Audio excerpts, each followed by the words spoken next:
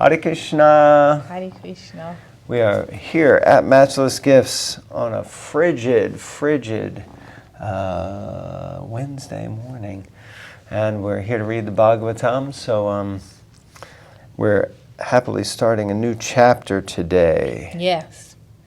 And coming to the end, slowly but surely, to the end of the third canto. Fourth canto, yes.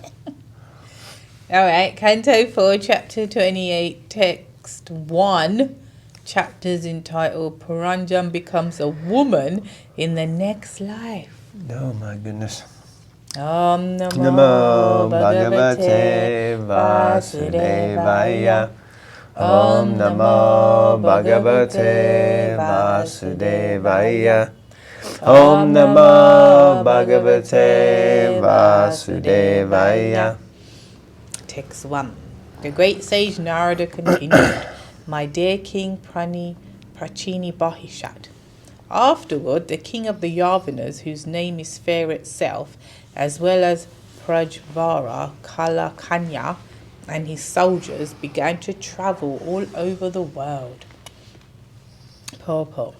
The period of life just prior to death is certainly very dangerous, because usually at this time people are attacked by the weakness of old age as well as many kinds of diseases. The diseases that attack the body are compared here to soldiers. These soldiers are not ordinary soldiers, for they are guided by the king of the Yavanas, who acts as their commander-in-chief. The word Dista Karina indicates that he is their commander. When a man is young, he does not care for old age, but enjoys sex to the best of his satisfaction, not knowing that at the end of life his sexual indulgence will bring on various diseases, which so much disturb the body that one will pray for immediate death. The more one enjoys sex during youth, the more he suffers in old age. Interesting.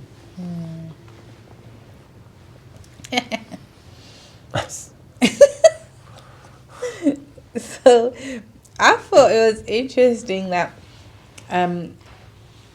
like Prabhupada saying in the purport that the period of life just prior to death is very dangerous because we're attacked with old age and diseases. And then you see, like, you know, this is when instead of becoming, well, this is when you're tested in terms of your faith, your character, and I'm seeing a lot of that around me, fortunately or unfortunately, depends how you want to see it, and how different people are dealing with it, devotees and non-devotees, and it's quite like, yeah, you know, it's interesting. Some people I know, it's like they point, I'm just going to be active, I'm just going to do as much as I can, and this is, you know, it's going to happen.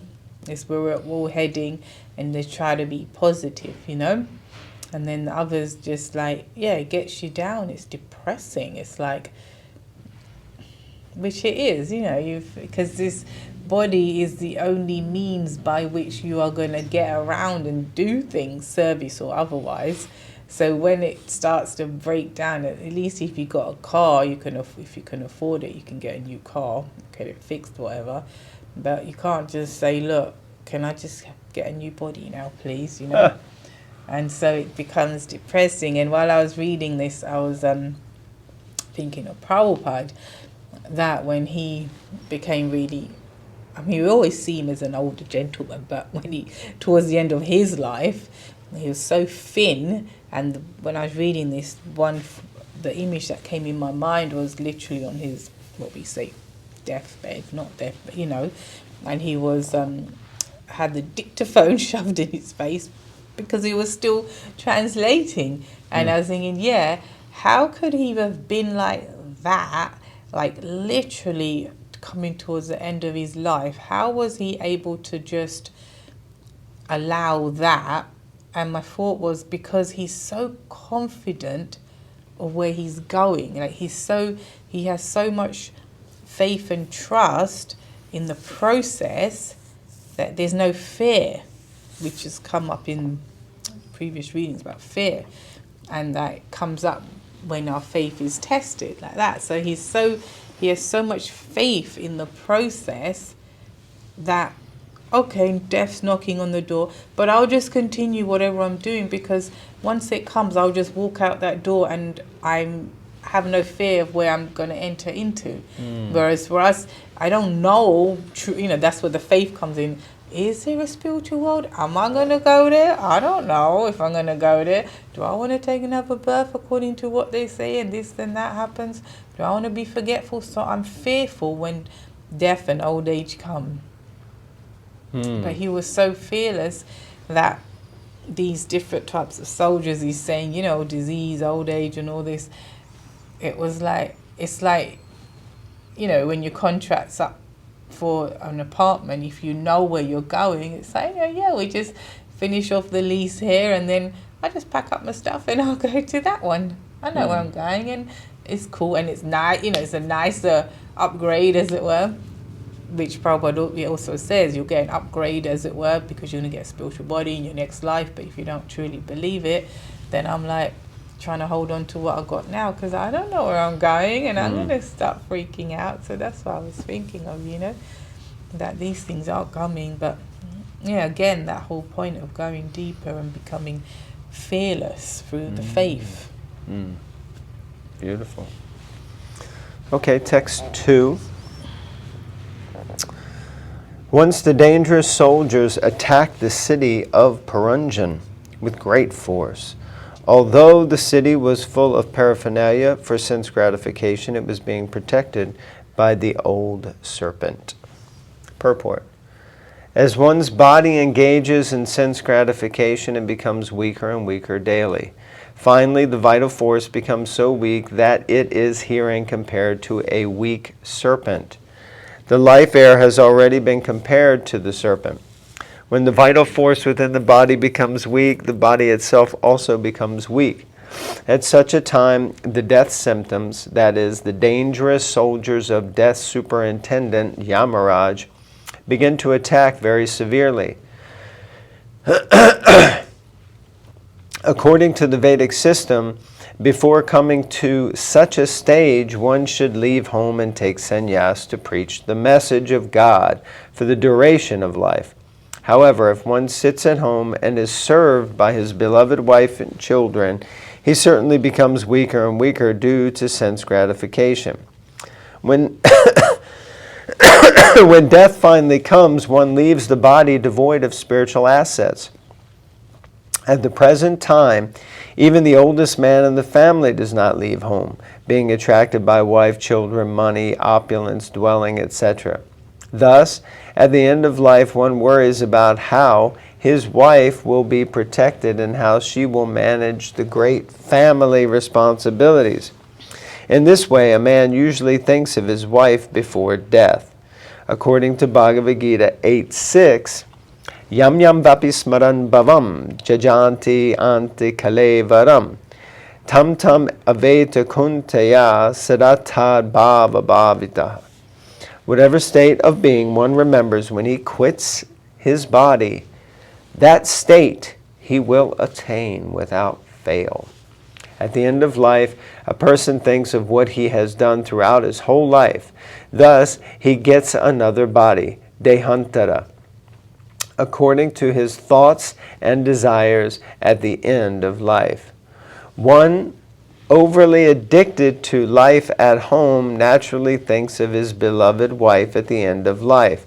Consequently, in the next life, he gets the body of a woman, and he also acquires the results of his pious or impious activities.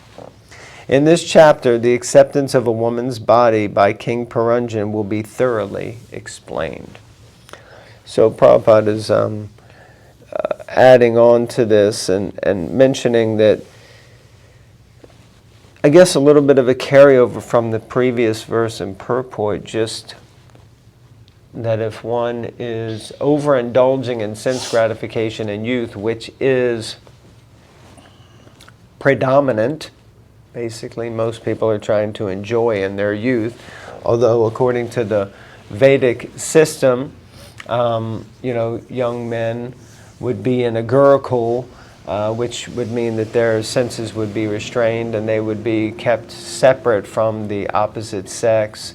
Hypothetically, that sort of would be maintained in some sense. But then even after you finish school, get married, hypothetically, the idea is that you would have been trained to control your senses and not indulge them. So therefore, in the Grihastha ashram, you would also be self-controlled. So, like that. But Srila Prabhupada here is focusing on and also revealing that the serpent that's discussed in the verse is the vital force. The vital force in the body. And that the more that one engages in sense gratification, the weaker that vital force becomes. Now, sense gratification doesn't necessarily just mean, as was referred to earlier, sex life, but it means just trying to enjoy in general in the material world is actually draining. We think it's something enjoyable, but actually it drains our vital force, whereas hearing, chanting, reading, engaging in devotional service, spiritual activities is uplifting and inspiring and gives life to the vital force. So like that.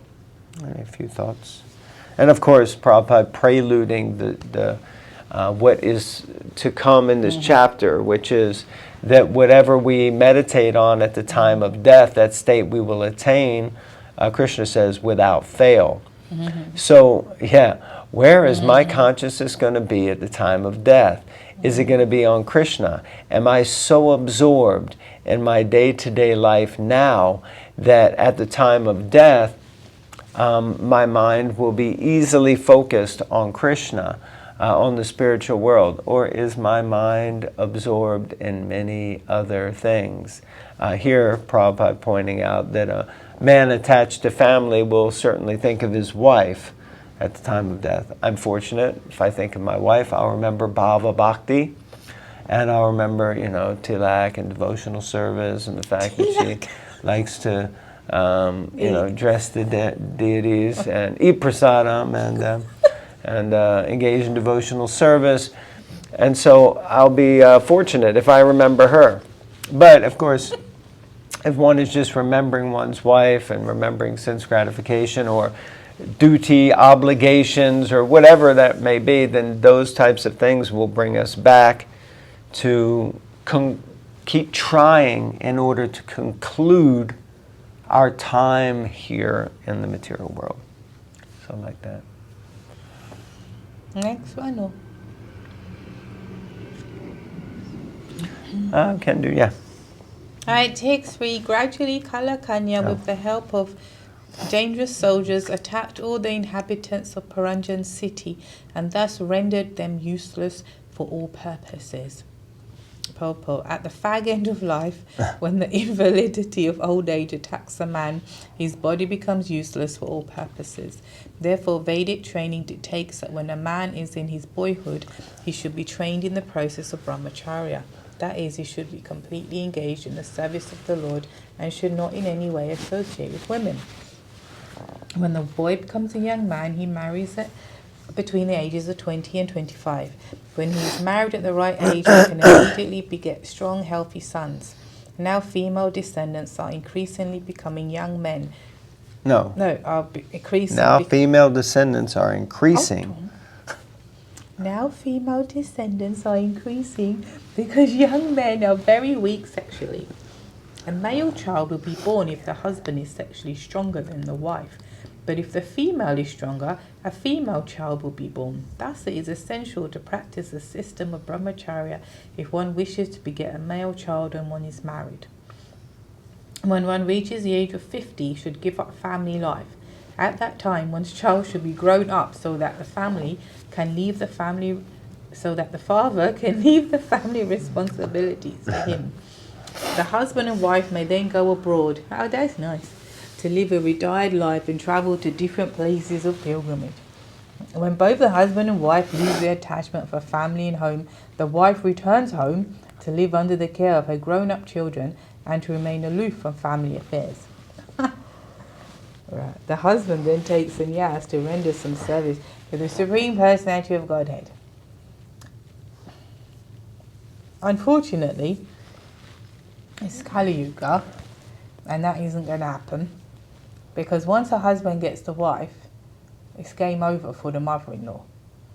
The mother-in-law goes doolally, and the daughter-in-law, I assure you, if the mother-in-law goes travelling and then comes back after 5-10 years, however long it takes to take Vanapras, whatever, and it's like, oh son, I'm back, and like, can you you look after me till I die? The daughter-in-law's like, I don't think so. That's a sad state of affairs, to be honest with you. So, yeah. Okay. So my mother-in-law will be coming soon. And you can set the example. It won't be sad. Let's just say. So continuing the end of the purport. This is the perfect system of civilization. So here we have from Srila Prabhupada, the Acharya, founder Acharya. The human form of life is especially meant for God realization. If one is unable to take to the process of Krishna consciousness from the very beginning of life, he must be trained to accept these principles at the fag end of life. Unfortunately, there is no training, even in childhood, nor can one give up his family life even at the end. This is the situation with the city of Puranjan, figuratively described in these verses. Yeah, so this whole thing Srila Prabhupada is bringing up is a system that it encompasses everything in one sense, because it prevents overindulgence of sense gratification in one's youth, but provides space for it in early adulthood, between 20 and 25, and as Prabhupada said, then that has many purposes.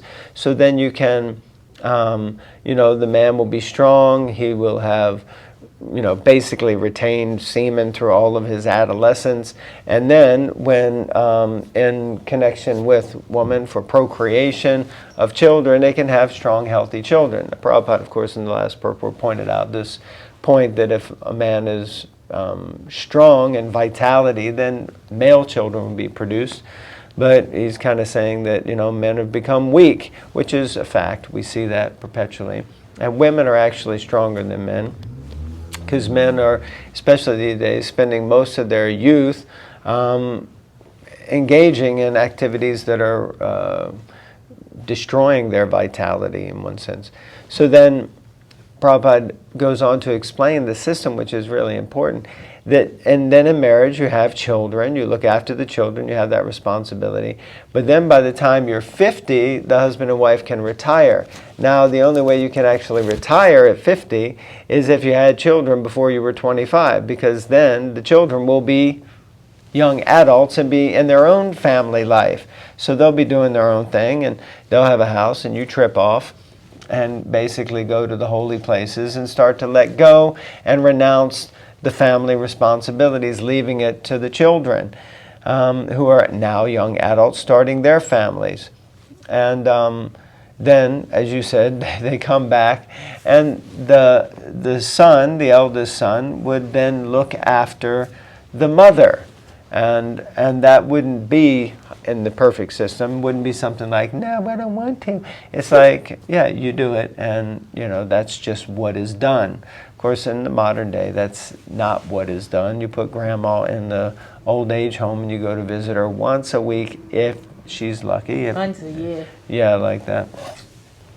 And then the man takes sannyas, the woman stays at home, and I liked how Prabhupada said remaining aloof from family responsibilities, which is an important thing, because it's difficult once you get to the age of retirement to give up these things. And the man takes sannyas and just travels around and preaches Krishna consciousness. So, yeah, it's a perfect system.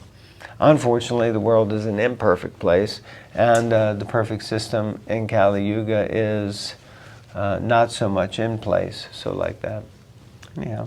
But it is interesting to understand that there is a blueprint of the way society should be running, and if we think about it, then we understand, yeah, this is right, this is correct. But so it's up to us to kind of try to reestablish it in whatever form we can.